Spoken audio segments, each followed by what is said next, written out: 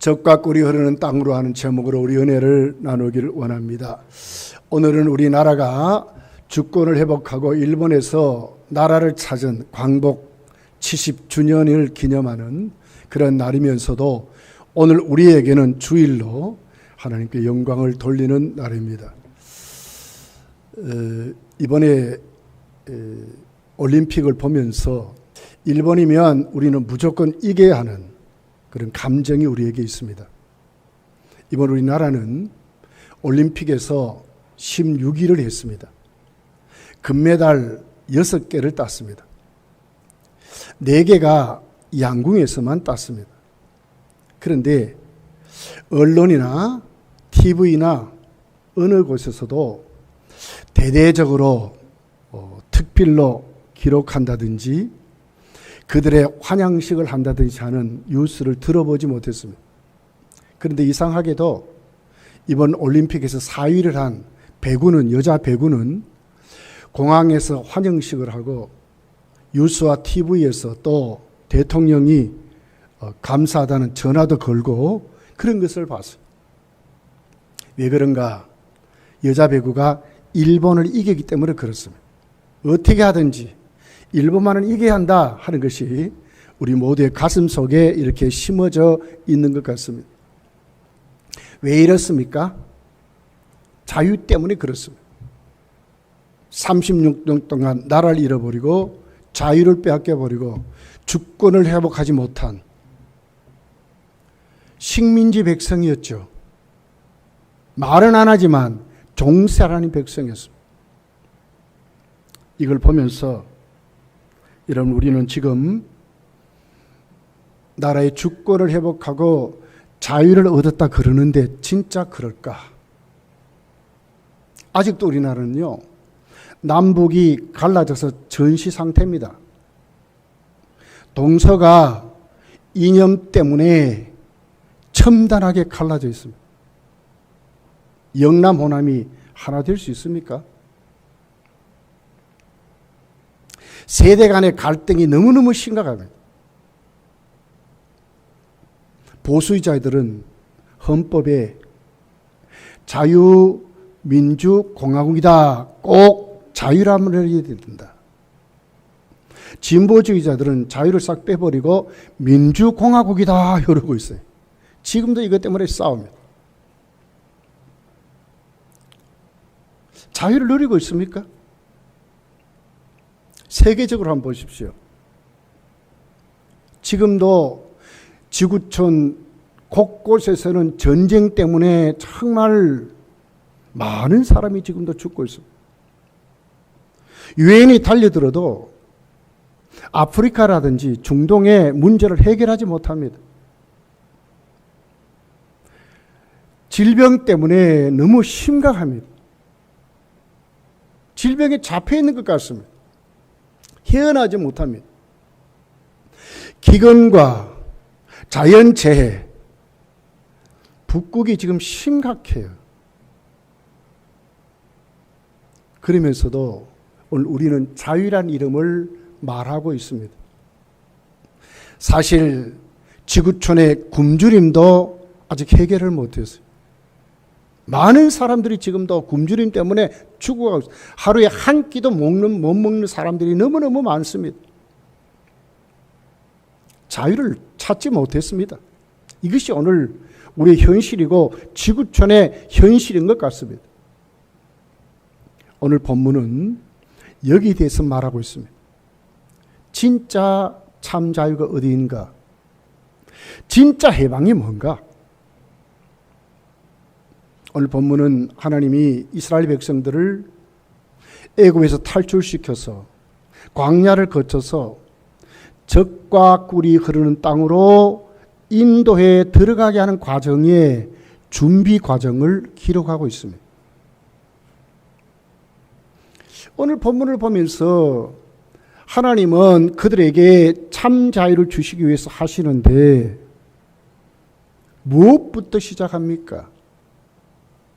하나님이 이스라엘 백성들의 고통을 보시고 들으시고 아셨다 하는 것으로 시작을 합니다. 오늘 본문의 배경은 이렇게 시작합니다. 왜 하나님이 그렇게 하시는지를 가르치는 내용입니다. 야곱의 가족이 70명이 가나안 땅이 기근을 당했을 때에 죽은 줄 알았던 아들 요셉의 초청을 받습니다. 아버지 형제들이여, 애굽에 내려오십시오.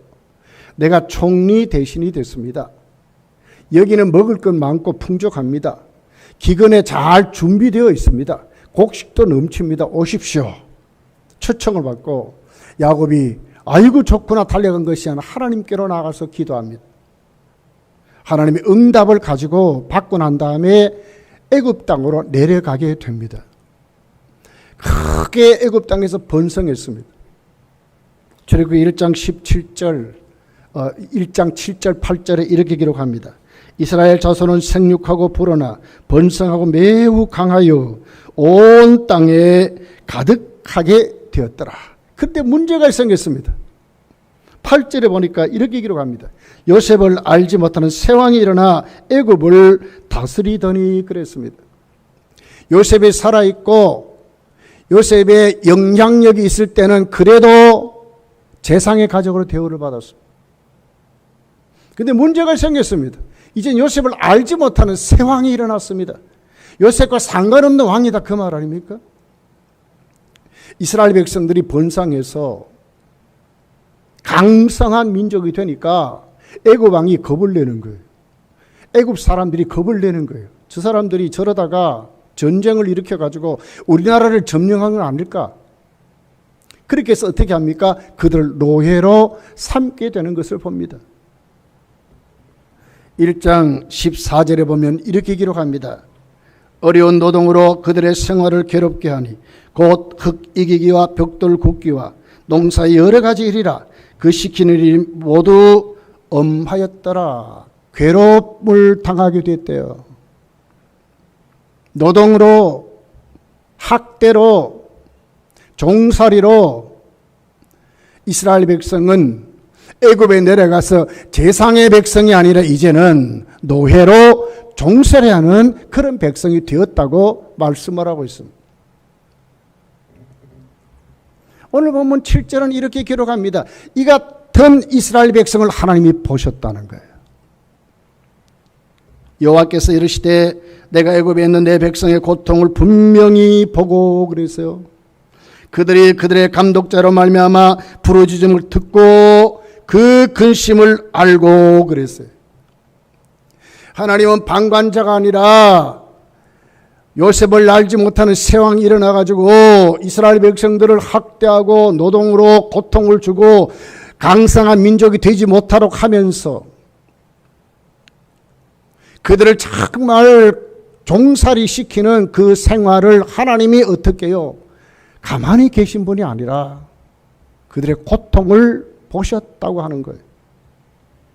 이게 보았다는 단어의 원문은 이런 뜻입니다.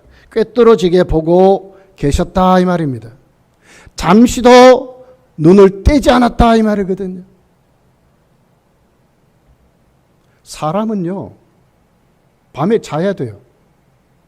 눈이 피곤하면 눈을 감습니다. 잠시도 꿰뚫어 볼 수 없어요. 그런데 하나님은 그렇게 하셨대. 이스라엘 백성의 고통을 잠시도 놓치지 않도록 하나님이 그렇게 보셨다는 거예요. 들었다 그랬거든요. 원문을 보면 이런 뜻입니다. 귀를 기울여서 그들의 부르짖는 소리뿐만이 아니라 세미한 탄식, 신음소리도 들었다 그 말이에요. 문제를 해결하기 위한 전제 조건을 가지고 하나님이 그 관심을 가지고 이렇게 들었다는 거예요. 저들이 왜 저렇게 고통을 당하는지, 무엇 때문에 고통을 당하는지, 누가 저들을 저렇게 고통을 주고 있는지를 하나님이 그냥 지나가는 것이 아니라 방관자가 아니라 눈을 뜨고 보셨고 그 고통의 소리를, 그 세미한 소리뿐만 아니라 부르짖는 소리까지 하나도 놓치지 않고 하나님이 들었다고 말씀하는 것입니다. 시편 34편 15절에 보면 이렇게 기록합니다. 여호와의 눈은 의인을 향하시고 그의 귀는 그들의 부르짖음에 기울이시는도다 그랬거든요. 하나님의 눈과 귀가 잠시도 놓치지 않고 의인과 성도들의 부르짖음과 그들의 고통을 보신다고 하는 말씀입니다. 알았다고 말씀합니다. 알았다는 말씀은 무슨 말씀입니까? 그냥 단편적으로 그냥 내가 적당히 알았다 이런 뜻이 아니에요. 뼈저리게 그들의 심정을 가지고 공감을 가졌다 그 말이거든요. 그들과 같이 되었다 그 말이거든요. 그들과 같은 체험을 가졌다 그 말이거든요. 하나님이 그러셨대. 시편 139편 2절서부터 쭉 읽어보면 다윗의 고백입니다. 주께서 내가 안고 일어섬을 아시며 멀리서도 나의 생각을 밝게 하시오며 나의 모든 길과 내가 눕는 것을 살펴보셨으므로 나의 모든 행위를 익히 아시오니 여호와여 내 혀의 말을 알지 못하는 것이 하나도 없으시네이다. 일거서일투족 생각, 말, 행위, 앉고 일어섬 어디에 가든지 다 하나님이 하나도 놓치지 않고 보시고 들으시고 아셨다고 말하는 것입니다. 그런데 한번 우리 생각해 봅시다. 이렇게 들으시고 이렇게 보시고 이렇게 아신 하나님은 도대체 왜 이 하나님 백성이 이렇게 고통을 당하도록 가만히 계십니까? 왜 하나님이 가만히 계실 것 같습니다? 진짜 가만히 계셨을까요? 가만히 계시지 않았습니다. 표면적으로 드러난 것은 이스라엘 백성들이 고통만 당하는 것만으로 보이지만 절대로 그렇지 않습니다. 하나님이 가만히 계시지 않았습니다. 그때 이스라엘 백성과 하나님 함께 하셨고 피할 길을 열으셨고 그들을 지키고 그들을 인도하시고 그들을 철저히 보호하시는 것을 말씀하고 있습니다. 출애굽기 1장 17절이죠. 그러나 산파들이 하나님을 두려워하여 애굽 왕의 명령을 어기고 남자 아기를 살린지라. 하나님이 그 산파들에게 은혜를 베푸시니 그 백성은 번성하여 하고 매우 강하리라. 그 산파들은 하나님을 경외하였으므로 하나님이 그들의 집안을 흥왕하게 하신지라 그랬어요. 바로의 정책은 그랬습니다. 이스라엘 백성들 노동으로 괴롭히고 자식을 낳는데 아들을 낳으면 그들을 죽이려고 했어요. 왜? 자손을 번성시키지 않도록. 애굽 사람과 혼인해서 여인들이 애굽의 자식을 낳도록 하는 거예요. 누가 그러면 커집니까? 애굽 사람이 많아지거든요. 인구 말살 정책을 쓴 것입니다. 근데 하나님이 어디 계셨어요? 바로의 뜻대로 됐습니까? 바로가 그들을 괴롭히고 이스라엘 백성들을 하나도 번성하지 못하도록 하는 일에 하나님은 방관자가지 아무 일도 안 하셨습니까? 아니요. 산파들에게 하나님을 경외하도록 만들고 하나님을 두려워하도록 만들어서 바로의 말은 듣지 않고 하나님을 두려워함으로 하나님 말씀을 듣게 하셨다는 거예요. 하나님이 가만히 계셨습니까? 가만히 안 계셨습니다. 그때 거기에 딱 맞는 방법으로 하나님이 찾아오셔서 그들을 지키시고 인도하시고 보호하시는 바로의 치리가 미치지 않도록 하나님이 하셨다고 말씀하는 것입니다.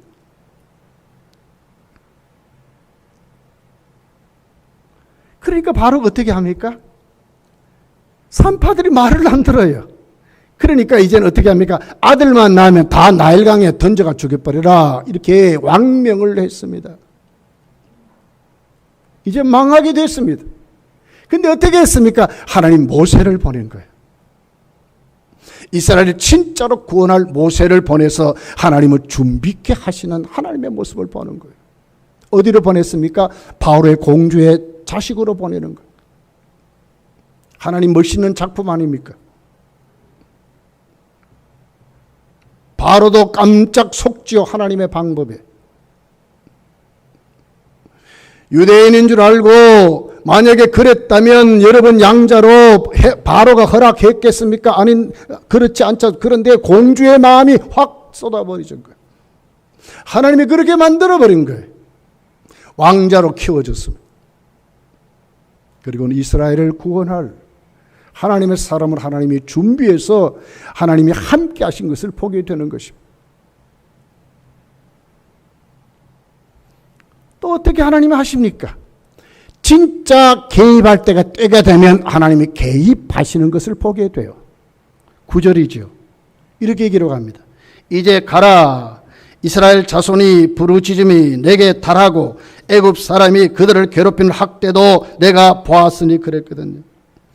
이스라엘의 부르짖는 그 고통 소리가 하나님께 다 버렸대. 때가 됐다 그 말 아닙니까? 하나님이 움직일 때가 됐다 그 말 아닙니까? 지금까지 하나님이 개입하실 때가 안 됐으니까 이렇게 했지. 하나님이 개입할 때가 되니까 하나님이 움직이시는 거예요. 9절에 보니까 이제 가라 그럽니다. 이제 가라는 말씀이 뭘까요? 내가 간다 그 말 아닙니까? 내가 너희 이스라엘 백성의 고통 소리에 개입한다 그 말 아닙니까? 하나님의 구원이 시작되다 그 말 아닙니까? 하나님 직접 행동으로 옮긴다 그 말 아닙니까?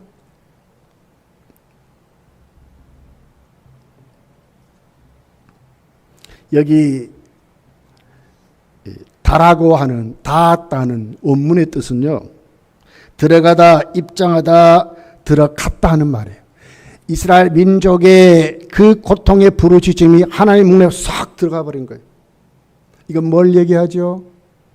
우리가 기도하는 우리의 기도들이 하나님의 천국 창고, 하나님 앞에 우리의 기도의 그릇에, 향 그릇에 하나하나 담겨서 나중에 진짜로 꽉 채워지면 천사가 그 향 기도의 그릇을 가지고 하나님 보좌 앞에 쏟아 놓았다 그 말 아닙니까?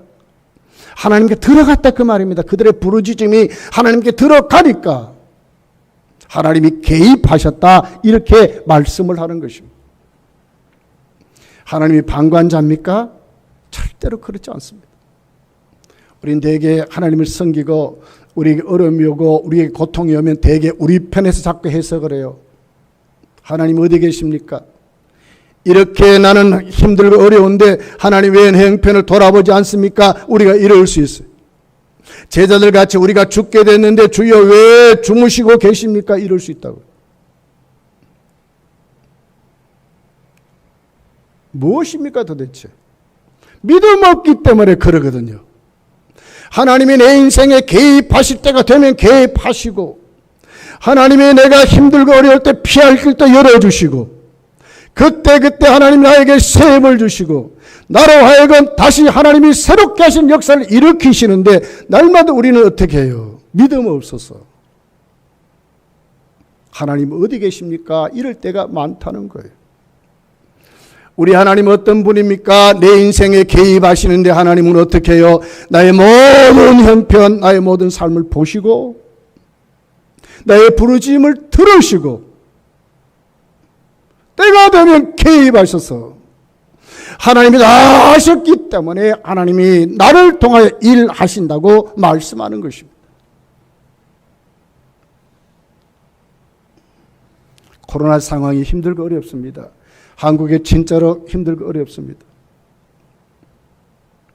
국회에 우리가 그렇게 기도해도 평등법이라는 이름으로 지금 차별금지법이 잘못하면 통과됩니다.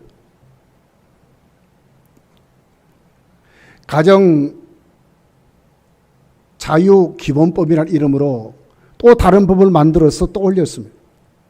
여기에 보면 동성애 결혼을 합혼이라 인정해가지고 우리 가족 관계로 등록되도록 만드는 법을 지금 또 올렸습니다.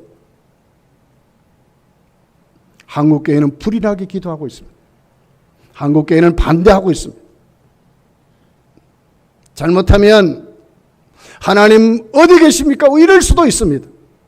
현재 우리에게 닥쳐진 우리 어려운 상황을 보면서 우리는 다 하나님 앞에 그럴 수 있습니다. 하나님 어디 계십니까? 교회가 확진자가 일어나고 행정명령으로 교회가 이렇게 모이기에 이렇게 힘든데 하나님 어디 계십니까? 이럴 수 있습니다. 그런데 이것만입니까? 그렇지 않습니다. 하나님은 그때 피할 길을 열으셨고 그때 교회를 지키셨고 그때 교회의 주권을 회복하게 만드셨고 그때 우리를 키워서 하나님 앞에 우리가 예배드리는 것이 얼마나 소중한 것을 가르치시는 하나님. 하나님은 그런 하나님입니다. 아직 하나님이 직접 개입하실 때가 안 돼서 그렇지. 우리가 정말 우리의 기도들이 하나님께 올라가고 우리의 신앙이 하나님께 똑바로 세워질 때 하나님 어떻게 진짜 이제 하나님이 진짜로 개입하신다고 말씀하는 것입니다. 그러면 여러분, 우리는 하나님 앞에 우리의 믿음을 고백하고 살아야 합니다. 하나님 내 인생을 개입하셔서 하나님이 일하시는 그 멋있는 하나님의 작품을 내가 기대하면서 이 코로나 어려운 상황을 우리가 이겨가면서 믿음 가운데 우리가 똑바로 세워지는 우리의 믿음의 복들이 우리 속에 넘쳐게 일어나야 될 줄 믿습니다. 두 번째를 보면 오늘 하나님께서 모세를 보내시지요. 이스라엘 백성을 돌아보시고 그들을 구원하십니다. 적과 꿀이 흐르는 땅으로 인도하고 가려고 왜 그럽니까, 여러분? 왜 하나님이 그렇게 하십니까? 애굽에서 바로에게, 애굽 사람들에게 당하는 그 고통을 하나님이 들으시고 보시고 들으시고 아시면서 이제 가라, 모세를 왜 하나님이 보내십니까? 그 이유가 뭡니까, 여러분? 하나님이 그들을 택하여 하나님 백성이기 때문에 그렇습니다. 하나님의 백성입니다. 7절을 보십시오. 여호와께서 이르시되 내가 애굽에 있는 내 백성의 고통을 분명히 봤다 그랬어요. 내 백성의 고통을 본 것입니다. 8절에 보니까 내가 내려가서 그들 애굽인의 손에서 건져내고 10절에 보면 이제 내가 너를 바로에게 보내어 너에게 내 백성 이스라엘 자손을 애굽에서 인도하여 너에게 하리라. 내 백성이기 때문에 하나님이 내려오신대요. 모세를 보내서 바로의 손에서 그들을 구원하신대. 왜요? 하나님의 백성이니까. 하나님이 우리를 구원하셨기 때문에, 우리를 챙기시기 때문에 하나님이 보시고 들으시고 우리를 반드시 가나안 땅, 젖과 꿀이 흐르는 땅으로 인도에 가신다고 말씀하는 것입니다. 이 일을 하나님은 언제부터 시작하셨습니까? 6절을 한번 보십시오. 나는 내 조상의 하나님이니 아브라함의 하나님, 이삭의 하나님, 야곱의 하나님이라 이렇게 말해요. 언제부터 시작하세요? 조상 때부터. 에베소서 1장에 보니까 창세 전에 그렇게 말했어요. 하나님은 하나님의 백성을 구원하여 하나님께서 그들을 돌보시는데 언제부터 시작하셨는가? 이스라엘 백성들의 조상 때부터. 아니, 오늘 우리에게는 창세 전에 하나님이 미리 우리를 택하여 하나님 백성으로 삼았다고 말씀을 하는 것입니다. 두 가지 의미가 있습니다. 첫 번째 의미는 하나님이 그들을 택하셨다는 의미입니다. 여러분, 아브라함, 이삭, 야곱은 여러분 시대가 다릅니다. 삶의 방법도 달랐습니다. 그들이 꿈꾼 이상도 달랐습니다. 그런데 하나님은 그들에게 어떻게 하셨습니까? 시대를 초월하고요.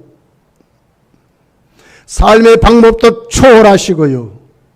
그들이 살아가는 모든 목적도 초월하셔서 하나님 그들의 무엇이 됐습니까? 하나님이 되셨다고 말씀합니다.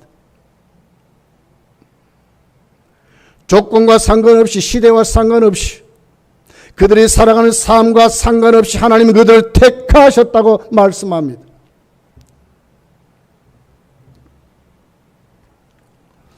그 하나님이 지금 모세에게 말하는 겁니다. 내가 왜 이스라엘 백성들을 보고, 왜 그들의 소리를 듣고 그들의 고통을 아는가? 왜 내가 너를 보내는가? 나는 그들을 택하였기 때문에, 조상절부터 그들을 택하여 내 백성이기 때문에 그 말이에요.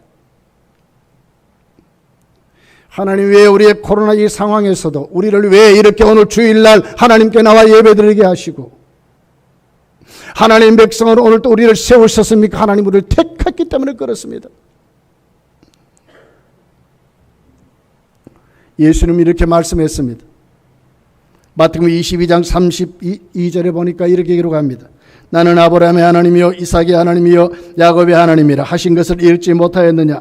하나님은 죽은 자의 하나님이 아니요 살아있는 자의 하나님이시니라 하니라. 이 말은 뭐예요? 믿는 자의 하나님이래요. 예수님의 생명을 가진 자의 하나님이라고 말씀해요. 모세야, 내가 왜 너를 보낸지 너가 똑바로 알아라. 왜 너가 바로와 싸워야 되는지 너가 똑바로 알아라. 그 이유는 하나님이 너를, 하나님이 내 백성을 택하였어. 예수님 뭐라 그래요? 바로 그들이 누구냐? 믿는 자들이래. 믿는 자의 하나님이라. 하나님, 살아있는 생명을 가진 하나님의 사람들이라고 그렇게 지금 말씀을 하는 것입니다. 이런 자들에게 하나님은 개입하세요. 이제 가라, 그렇게 하시는 거예요. 그리고는 그들에게 그 삶을 하나님이 이제는 책임지신다고 말씀을 하는 것입니다. 두 번째 의미는 그렇습니다. 하나님이 택한 백성을 하나님 이제는 함께 하실 뿐만 아니라 그들을 새롭게 하시는 거예요. 그리고 하나님 백성의 삶을 살게 하시는 거예요. 그냥 막 사는 게 아닙니다. 하나님 백성의 삶을 구체적으로 살아가도록 하나님 그들에게 복을 주시는 하나님이신 것을 말씀하는 거예요. 아브라함을 보십시오. 허물 많습니다. 실수 많습니다. 인간의 수단으로 하나님의 뜻을 이루려고 했던 자입니다. 근데 하나님이 어떻게 했어요? 아브라함을 강한 손으로 붙잡아서 그를 변화시켜서 믿음의 조상으로 만들었습니다. 하나님이 새롭게 하셨습니다. 다른 사람 만들었습니다. 하나님 백성의 삶을 살게 하셨습니다. 믿음의 조상의 삶을 살게 했습니다. 이삭을 보십시오. 얼마나 우유부단한 사람입니까? 아주 약한 사람입니다. 특별한 특징이 없는 사람입니다. 무슨 일한 것도 없습니다. 원수 앞에 벌벌 떨었던 사람입니다. 도망 다녔던 사람입니다. 그런데 이삭을 하나님이 놓쳤나요? 아니요. 하나님의 택한 백성의 그를 붙잡았습니다. 어떻게 만들었습니까? 믿음의 조상으로 그 계대를 잇는 하나님의 사람으로 만드셨다고 말씀합니다. 놓치지 않았습니다. 이삭을 보십시오. 얼마나 간사합니까? 얼마나 거짓이 충만합니까? 얼마나 시기심이 많습니까? 욕심이 충만한 자입니다. 경쟁의 사람입니다. 아주 세속적인 사람입니다. 인격이 잘못된 사람입니다. 그런데 하나님이 야곱을 가만히 뒀나요? 아닙니다. 야곱을 붙잡아 변화시킵니다. 왜? 택했기 때문에. 어떤 사람 만들었습니까? 거룩한 족장으로 만들었습니다. 누구보다도 정말 성화를 이룬 하나님의 멋있는 성도 작품으로 그를 만들었습니다. 그의 노년을 한번 보십시오. 얼마나 신령한 자가 된지 몰라요. 하나님은 우리 인생을 그렇게 변화시키는 거예요. 하나님은 절대로 우리 인생의 방관자가 아닙니다. 오늘 내가 예수를 믿는 것은 뭡니까? 이미 하나님이 내 인생에 개입하셨다 하는 증거입니다. 하나님은 오늘 또 나를 새롭게 하신다 하는 말씀을 내가 아멘하는 사람들로 살아가는 것입니다. 하나님이 그 강한 손으로 나를 붙잡아서 오늘도 나를 변화시킨다 하는 믿음을 가지고 살아가는 사람이 누구입니까? 성도라고 하는 것입니다.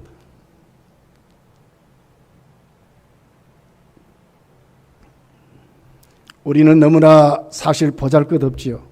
상황이 흔들리고 조건이 흔들리고 시대에 흔들리고 나이에 흔들리고 여러 가지 우리에게 다가오는데 여러분 우리는 너무너무 약한 존재예요. 그런데 여러분 하나님이 이렇게 우리에게 그렇게 하지 않아요. 자, 신명기 7장 8절 9절입니다. 여호와께서 다만 너를 사랑하심으로 말미암아 또는 너희 조상들에게 하신 맹세를 지키려 하심으로 말미암아 자기의 권능의 손으로 너희를 인도하여 내시되 너희를 그 종 되었던 집에서 애굽 왕 바로의 손에서 속량하셨다 그랬어요. 요러면 변하고 저러면 변하고 날마다 시시때때로 변하는 우리에게 여러분 있는 것이 아니라 우리 인생의 삶, 성도의 삶이 나에게 있는 것이 아니라 어디에 있다고요? 하나님의 권능, 하나님의 능력, 하나님의 신실함이 있다는 거예요. 왜요? 우리를 택했기 때문에. 하나님의 권능으로 하나님의 신실함이 우리를 꼭 붙잡아서 우리도 아브라함같이, 우리도 이삭같이, 우리도 야곱같이 거룩한 족장들로, 시국을 이기는 사람들로, 믿음의 사람들로 하나님이 세워가신다고 말씀하시는 것입니다. 9절을 보십시오. 그런즉 너는 알라 오직 내 하나님 여호와는 하나님이시오. 그렇지 않습니까? 신실하신 하나님이시라. 그를 사랑하고 그의 계명을 지키는 자에게 천대까지 그의 언약을 이행하시며 인애를 베푸신다 그랬어요. 하나님의 신실하심 때문에 오늘 내가 여기 있는 거예요, 여러분. 하나님의 신실하심 때문에 여러분 오늘 주일을 까먹지 않고 오늘 또 하나님께 나온 줄 믿습니다. 이것이 하나님의 백성들의 모습이에요.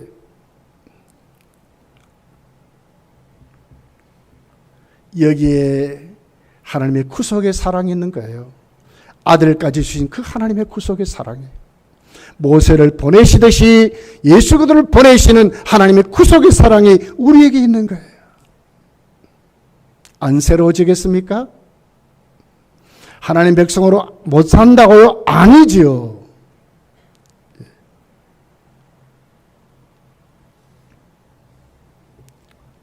하나님 왜 그렇게 하실까? 적과 꿀이 흐르는 땅으로 우리를 인도하시려고 하시기 때문에 그렇습니다. 반드시 그렇게 하실 것입니다. 자, 오늘 본문에 보면 하나님이 그들의 고통을 보십니다. 그들의 부르짖음을 들으십니다. 그리고는 그들의 모든 것을 다 아셨다고 말씀합니다. 그들의 부르짖음이 하나님께 닿았습니다. 그랬더니 이제는 하나님이 움직입니다. 모세를 향해 이제 가라고 하십니다. 왜 그럽니까? 무엇 때문에 그럽니까? 단순히 구원받게 하셔서 이 세상을 고생하면서 좁은 길로 살아가는 것으로만 그치게 합니까? 아니지요. 거기에는 적과 꿀이 흐르는 땅이 있기 때문에 그렇습니다. 적과 꿀이 흐르는 땅은 도대체 뭘까요, 여러분? 단순한 가나안 땅입니까? 진짜로 환경적으로 지리적으로 보면 가나안 땅은 적과 꿀이 흐르는 땅이 아니에요. 물론 곡창지가 있지요. 그러나 전체가 아니에요. 아주 척박한 땅입니다. 그런데 하나님은 그곳에 이스라엘 백성을 향하여 적과 꿀이 흐르는 땅으로 들어가게 하신다고 말씀합니까?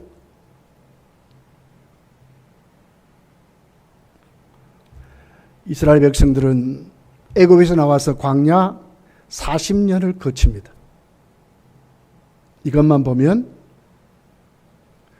애굽보다도 못한 생활과 같습니다. 광야 생활이 쉬울까요? 물론 만나를 먹고 미추라기를 먹고 반석에서 나오는 물을 먹고 하나님이 그들을 인도하신 대로 살아가는 것 여러분 그렇게 살았지요. 그러나 애굽만큼 보는 것도 없었고요. 누리는 것도 없었어요. 왜 그럴까? 이유가 뭘까요? 왜 하나님이 그렇게 하실까요? 우리가 좁은 길로 갑니다. 천국 바라고 갑니다. 근데 성도의 삶이 세상 사람들과 같이 마음대로 할 수 없잖아요, 우리가. 시편 1편 1절을 보세요. 오만한 자리, 악인의 자리, 길, 또 죄인이 앉고 눕는 그곳에 가지 말래요. 서지 말래요. 앉지 말래요. 왜 그럽니까 도대체? 우리는 좀 가면 안 됩니까? 왜 그럽니까? 왜 광야가 있습니까, 여러분? 40년 동안 왜 그들을 연단시킵니까? 그 이유가 도대체 뭡니까, 여러분? 오늘 성경은 이렇게 말하는 거예요. 바로 적과 꿀이 흐르는 땅에 들어가도록 그들을 하나님 백성으로 준비시키는 것입니다. 하나님으로 살도록, 하나님 중심으로 살도록 하기 위한 하나님의 방법이라고 말하는 겁니다. 그러니까 뭡니까? 광야 생활로 지나가는 과정입니다. 목적이 아닙니다. 목적이. 오늘 우리에게 부딪히는 수많은 신앙생활과 우리의 모든 생애의 어려움들은 우리 삶의 여러분 전부가 아니에요. 목적이 아니에요. 이것으로 우리는 살고 죽고 천국 이게 아니라니까요. 왜 그렇게 하시는가? 하나님 우리를 그런 만들어서 하나님 중심으로 살게 하시려고 하나님은 광야를 그들에게 보여주는 거예요.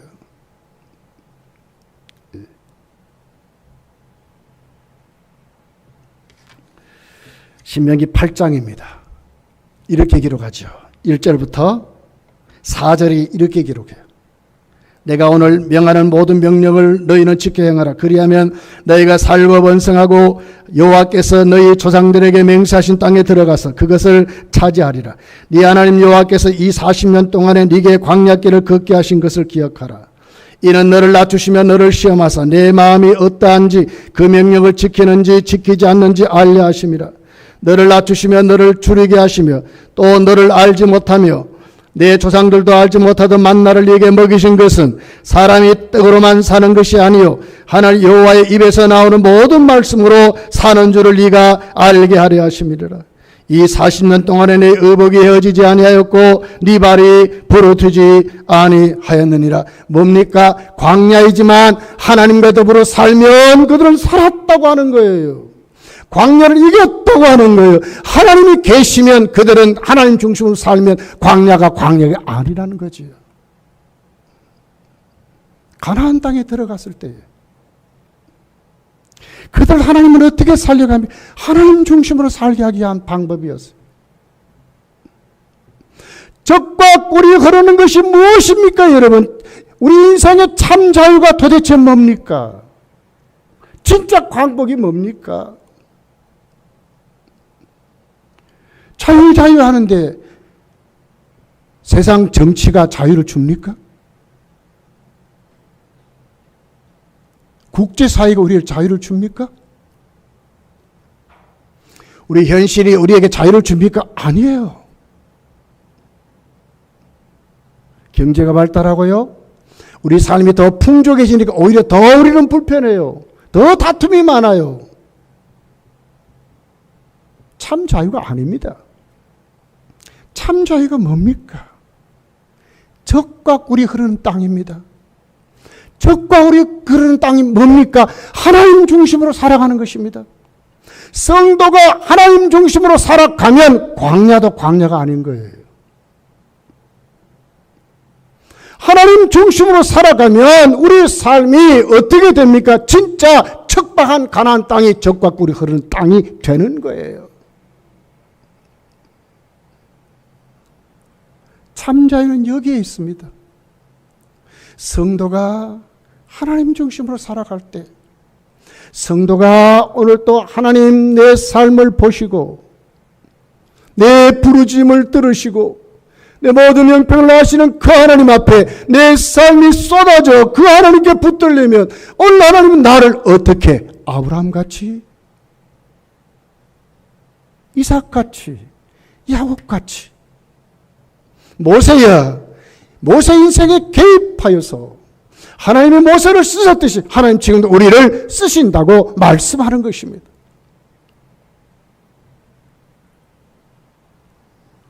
신명기 8장 6절부터 한번 보십시오. 이렇게 기록합니다. 네 하나님 여호와의 명령을 지켜 그의 길을 따라 그를 경외할지어다.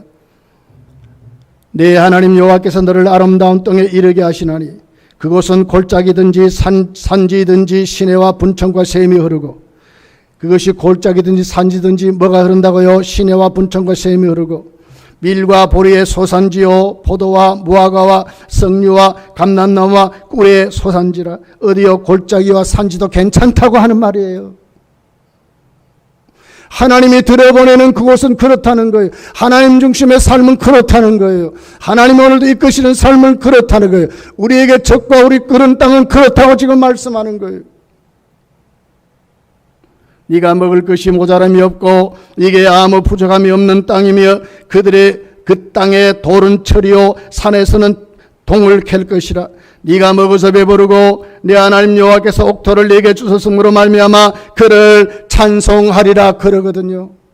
성도가 하나님 중심으로 살면, 성도가 오늘도 하나님을 신뢰하고 의지하고 살면, 하나님 내 인생을 보신다고 믿고 살면, 하나님이 오늘 나의 부르짖음을 들으신다고 믿고 살면, 하나님의 모든 삶을 아신다고 믿고 살면 내 인생에 하나님이 개입하시는데, 그릇 만들어서, 아브라함과 같이 그릇 만들어서, 이삭같이 그릇 만들어서, 야곱같이 그릇 만들어서 어디로요? 적과 꿀이 흐르는 하나님의 삶, 풍족한 삶을 누리게 한다는 거예요. 먹고 마시며 살게 하신다는 거예요. 불신자보다 부족합니까? 절대로 그렇지 않습니다. 참 자유는 여기 있습니다. 눌리는 삶이 아닙니다. 당하는 삶이 아닙니다. 넘어지는 삶이 아닙니다. 하나님으로 하늘금 어떻게 해요? 내가 먹고 마시고 하나님으로 일어서는 곳입니다. 샘이 흐르고 강이 흐르는, 열매 맺어 먹고 배부르는 그런 삶이 우리에게 있다고 지금 말씀하는 것입니다.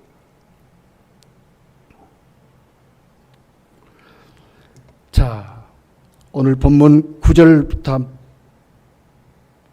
8절을 한번 보십시오. 본문입니다. 내가 내려가서 그들을 애굽인의 손에서 건져내고, 누가 내려간다고요? 하나님이 내려가신대. 하나님 직접 이제 하신다고 말씀. 우리 인생이 그런 거예요. 적과 꿀이는 땅으로 들어가게 하시리라. 아름답고 광대한 땅, 적과 꿀이 흐르는 땅, 곧 가나안 족속, 헷 족속, 아모리 족속, 브리 족속, 히위 족속, 여부수 족속 지방에 데려가라요 하노니 그랬거든. 하나님이 데려가신다는 거예요. 가만히 계시지 않아요. 9절 10절을 보십시오. 이제 가라. 이스라엘 자손의 부르짖음이 내게 달하고 애굽 사람이 그들을 괴롭게 하는 학대도 내가 보았으니 가라는 거예요. 모세를 보내서 하나님이 가라고 하는 거예요. 왜요? 하나님의 일을 하라는 거예요. 우리도 모세같이 주의 음성을 듣고 우리도 가면 하나님이 오늘 우리를 통해서 일하시는 거예요. 믿지 못하는 것이 문제라.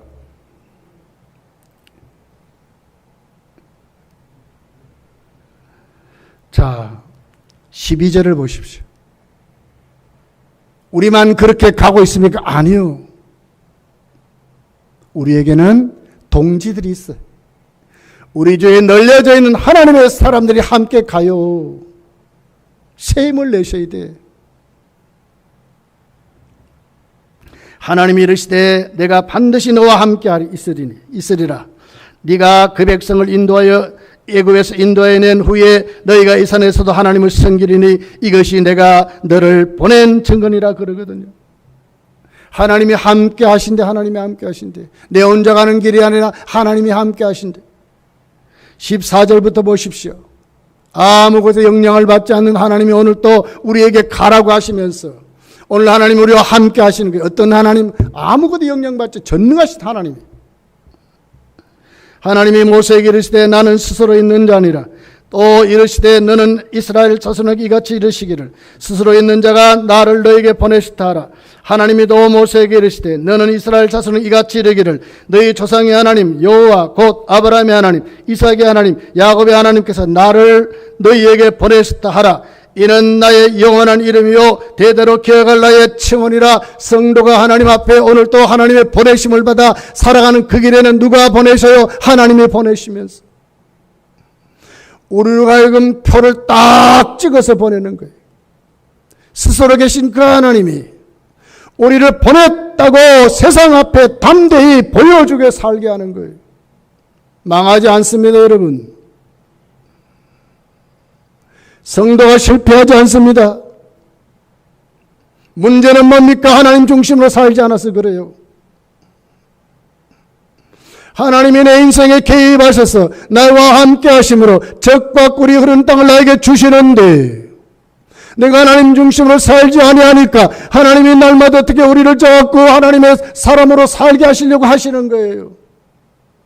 연단이 깊어요. 일어나지 못해요.